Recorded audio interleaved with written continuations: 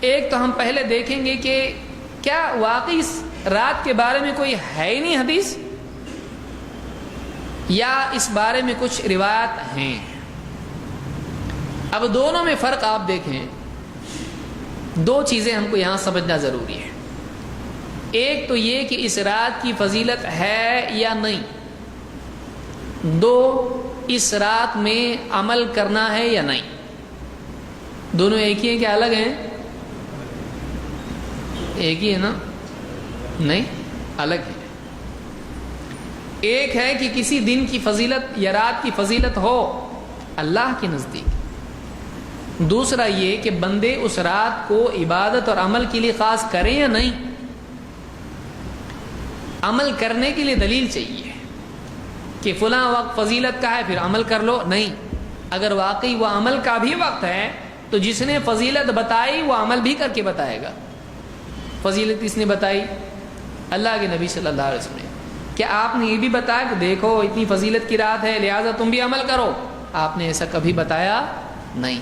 لیلۃ القدر کے بارے میں ہم کو ملتا ہے، لیکن 15 شعبان کے بارے میں ایسا ہم کو ملتا نہیں ہے۔ تو پہلے ہم یہ دیکھتے ہیں کہ واقعی اس رات کی فضیلت ہے یا نہیں۔ اس رات کی فضیلت میں دو حدیثیں ہمارے سامنے ہیں، جس میں اس رات کی فضیلت کے ساتھ ساتھ شرک کرنے والے کی مذمت بھی ہے۔ اللہ کے نبی صلی اللہ علیہ وسلم فرماتے ہیں ان اللہ لیطلع فی لیلۃ النصف من شعبان فیغفر لجمیع خلقہ الا لمشرک او مشاحن۔ اللہ تعالیٰ، یہ ابن ماجہ کی روایت ہے اور حسن درجے کی ہے، اللہ تعالیٰ نصف شعبان کی رات بندوں کی طرف متوجہ ہوتا ہے۔ 15 شعبان کی رات کو اللہ تعالیٰ بندوں کی طرف متوجہ ہوتا ہے۔ فَيَغْفِرُ لِجَمِيعِ خَلْقِهِ إِلَّا لِمُشْرِكٍ أَوْ مُشَاحٍ، تو اللہ تعالیٰ ساری مخلوق، سارے بندوں کی مغفرت کرتا ہے لیکن دو کی نہیں۔ دو کو چھوڑ کے اللہ سب کی مغفرت کرتا ہے۔ کون ہے وہ؟ مشرک کی اللہ مغفرت نہیں کرتا ہے۔ جو آدمی شرک میں پڑا ہو اللہ اس کی مغفرت نہیں کرتا ہے۔ او مشاحن، مشاحن جو نفس کی بنیاد پر اپنے بھائی سے جھگڑا کیے ہوئے ہو، دین کی بنیاد پہ نہیں، اصلاح کی وجہ سے نہیں، اس کے گناہوں کی اصلاح کے لیے ناراض ہو کے نہیں، بلکہ نفسانیت کی بنیاد پر جو اپنے مسلمان بھائی سے جھگڑا رکھے ہوئے ہو اس کی مغفرت نہیں ہوتی ہے۔ تو یہ حدیث سنن ابن ماجہ میں موجود ہے اور شیخ الالبانی نے صحیح الجامع صغیر حدیث نمبر 1819 پر اس کو حسن کہا ہے۔ تو اس سے معلوم یہ ہوتا ہے یہ رات اللہ کی طرف سے مغفرت کی رات ہے، کہ اس رات میں اللہ کی طرف سے مغفرت کا فیصلہ ہوتا ہے سارے بندوں کے لیے۔ لیکن کون اس سے محروم رہتے ہیں؟ ایک شرک کرنے والے اور دو جھگڑا کرنے والے، آپس میں توڑ رکھنے والے، آپس میں جھگڑا رکھنے والے۔ تو شرک اور جھگڑا یہ دو چیزیں ہیں جو اس رات میں آدمی کو مغفرت سے محروم رکھتی ہیں۔ آئیے اور حدیث ہم دیکھتے ہیں۔ نمبر 2، اللہ کے نبی صلی اللہ علیہ وسلم فرماتے ہیں اذا کان لیلۃ النصف من شعبان، جب 15 شعبان کی رات ہوتی ہے، اطلع اللہ الی خلقہ، اللہ تعالیٰ اپنی مخلوق، اپنے بندوں کی طرف متوجہ ہوتا ہے۔ فیغفر للمؤمنین ویملی للکافرین، اللہ تعالیٰ ایمان والوں کی مغفرت کرتا ہے اور کافروں کو ڈھیل دیتا ہے۔ ٹھیک ہے، ابھی نہیں اور توبہ کرو تو پھر مغفرت کریں گے، ابھی نہیں، ان کو موقع دیتا ہے کہ ان کو ڈھیل دی جاتی ہے۔ ٹھیک ہے، تم کو موقع دیا جا رہا ہے، توبہ کرو گے تو مغفرت ہوگی۔ تو ایمان والوں کی مغفرت ہوتی ہے لیکن کافروں کو مہلت دی جاتی ہے۔ وَيَدْعُ أَهْلَ الْحِقْدِ بِحِقْدِهِمْ حَتَّى يَدْعُوا، اور آپس میں کینہ کپٹ جھگڑا رکھنے والوں کو چھوڑ دیا جاتا ہے یہاں تک کہ وہ اپنے جھگڑوں کو چھوڑ دیں۔ جھگڑا نہیں چھوڑتے مغفرت نہیں، جھگڑا چھوڑیں گے مغفرت ہوگی۔ تو اس رات میں اللہ کی طرف سے عمومی طور پر مغفرت کی جاتی ہے ایمان والے بندوں کی، لیکن اس سے کافر اور مشرک کیا رہتے ہیں؟ محروم رہتے ہیں، اور وہ لوگ بھی محروم رہتے ہیں جو آپس میں جھگڑے پالے ہوئے ہوں۔ بہت سارے لوگ کیا کرتے ہیں؟ جھگڑے پالتے ہیں، اور جھگڑے کا کیا کرتے ہیں؟ بچڑے کا بڑا بھینسا بناتے ہیں۔ جھگڑا ہے، کوئی دن آئے گا، ٹھہر ذرا، اس دن بدلہ لوں گا۔ کیا آپ کو ضرورت ہے؟ ایک آدمی کیوں اپنے دل میں کسی کے لیے کینہ کپٹ رکھے؟ ایک آدمی کیوں کسی کو اپنا دشمن بنائے رکھے؟ یا تو معافی مانگ لے یا تو معاف کر دے، یا تو کم سے کم صلح کر دے، ٹھیک ہے صلح تو ہو جائے۔ لیکن اگر آپس میں جھگڑا رکھے ہوئے ہیں تو پھر مغفرت نہیں ہوتی ہے، مغفرت نہیں ہوتی ہے۔ علماء نے اس میں تفصیل ذکر کی ہے کہ اس میں مراد وہ جھگڑے ہیں جو نفس کی بنیاد پر ہوں، لیکن اگر دینی جھگڑا ہے، مثلا کہ کوئی بدعتی ہے اور آدمی اس سے تعلق نہیں رکھتا ہے، یہ اس کی ضمن میں نہیں آتا ہے۔ کوئی گمراہ کرنے والا عالم ہے، اگر آدمی اس سے دور رہتا ہے اور اس سے تعلق نہیں رکھتا ہے، ایسا آدمی اس حدیث کے ضمن میں نہیں آتا ہے۔ اس میں وہ لوگ آتے ہیں جو مال دولت نفس کی بنیاد پر آپس میں جھگڑے کیے ہوئے ہوں، جو گمراہی سے بچنے کے لیے، گناہوں سے بچنے کے لیے، جیسے کوئی کسی کا دوست ہے، کوئی بھائی ہے شرابی ہے، اب اس کے تعلق رکھے گا تو پھر گناہ کی طرف ہی بلائے گا، تو ایسے آدمی سے دور رہے اگر، تو یہ حدیث اس کے لیے نہیں ہے۔ اسی لیے یہاں پر میں نے کہا کہ جو نفس کی بنیاد پر آپس میں جھگڑا رکھیں، ایسے لوگ اس حدیث میں شامل ہیں کہ ان کی مغفرت نہیں ہوتی ہے۔ اس حدیث کو امام البیہقی نے شعب الایمان میں ذکر کیا ہے، اور اسی کے قریب ابن ماجہ اور طبرانی میں بھی ہیں، الفاظ کے ساتھ یہ حدیث آئی ہے، اور صحیح جامع صغیر حدیث نمبر 771 پر شیخ الالبانی نے اس کو حسن کہا ہے۔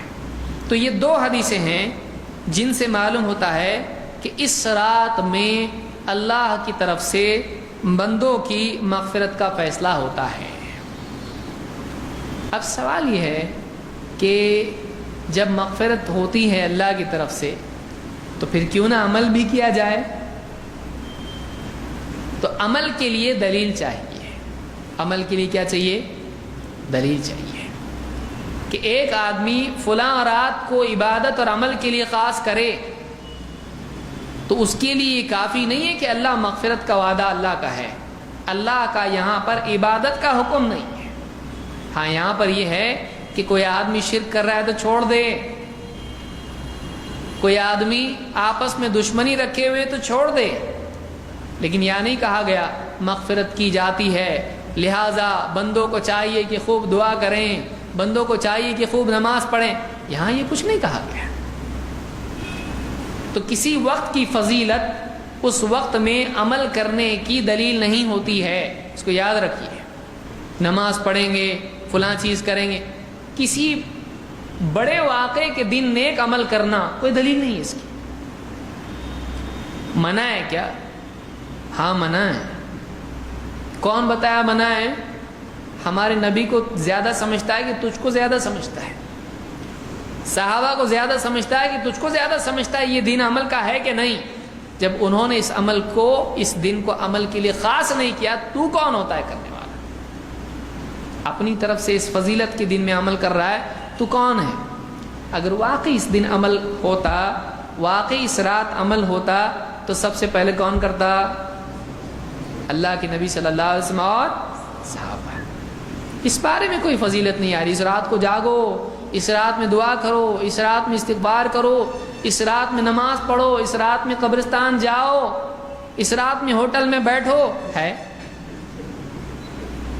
کچھ لوگ ہوتے ہیں جو دو کر کے 100 رکعتیں، نہ جانے کیا کیا ان کا ٹارگٹ ہوتا ہے، وہ بھی ٹارگٹ پورا کرتے ہیں، اور ٹارگٹ پورا کرنے کے بعد اگلے دن سوتے ہیں، اور اگلے دن کیسا سوتے ہیں؟ ظہر غائب، عصر غائب، پھر مغرب میں افطار کے لیے اٹھتے ہیں۔ یہ قوم ہے ہماری، یہ طریقہ ہے۔ تو اس رات میں عبادت کا کوئی ثبوت نہیں ہے، اور عبادت کے ساتھ یہ سارے لوازمات، یہ بہانے، یہ سارے حربے، رات مطلب ٹائم گزارنا ہے آپ کو کہ عبادت کرنا ہے آپ کو پوری رات گزارنا ہے. یہ رات جگائے، یہ رات گزاری ہے، یہ عبادت کہاں ہے؟ کتنے لوگ عبادت کرتے ہیں. غیر مسلم بھی سوچتے ہیں، بچے پورے گلیوں میں بھاگتے رہتے ہیں، بولے آج ان کی جاگنے کی رات ہے. جہاں وہاں گلیوں میں بھاگنے کی رات ہے، یہ جاگ رہے نہیں جگا رہے سب. بچے بھی نکلتے، پوری ٹیم کی ٹیم نکلتی، پوری یہ گلی وہ گلی وہ گلی کھیلتے پھرتے ہیں. یہاں پہ کیا ہے؟ یہ مسجدوں میں لائٹنگ ہو رہی ہے، قبرستان میں بھی روشنی، وہاں روشنی کر کے ان کو کیا ملنے والا ہے؟ اگر قبروں میں اندھیرا ہو تو باہر کی روشنی سے کیا فرق پڑتا ہے؟ آپ کا انٹرٹینمنٹ ہے وہ، آپ کا شوق ہے وہ. ان کے لیے دعا کرتے تو کچھ تو فرق پڑتا ہے. تو یہ سارے معاملات جو ہیں یہ اس رات میں ہوتے ہیں. ہم کو چاہیے کہ ہم نبی کریم صلی اللہ علیہ وسلم کو دیکھیں. کیا آپ صلی اللہ علیہ وسلم کی زندگی میں یہ سب چیزیں ملتی ہیں؟ نہیں ملتی ہم کو. آپ صلی اللہ علیہ وسلم روزانہ عبادت کرتے تھے.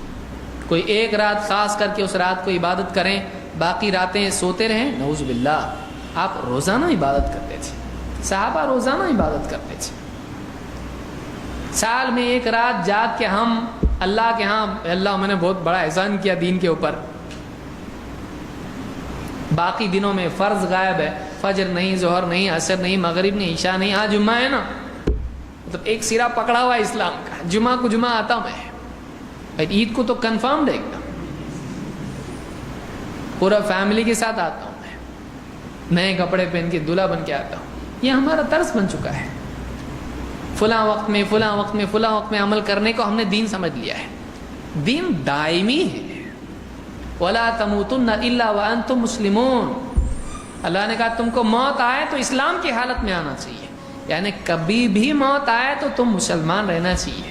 جمعہ کے دن مسلمان، عید کے دن مسلمان، فلاں دن مسلمان، یہ نہیں، ہر لمحہ تو مسلمان ہے.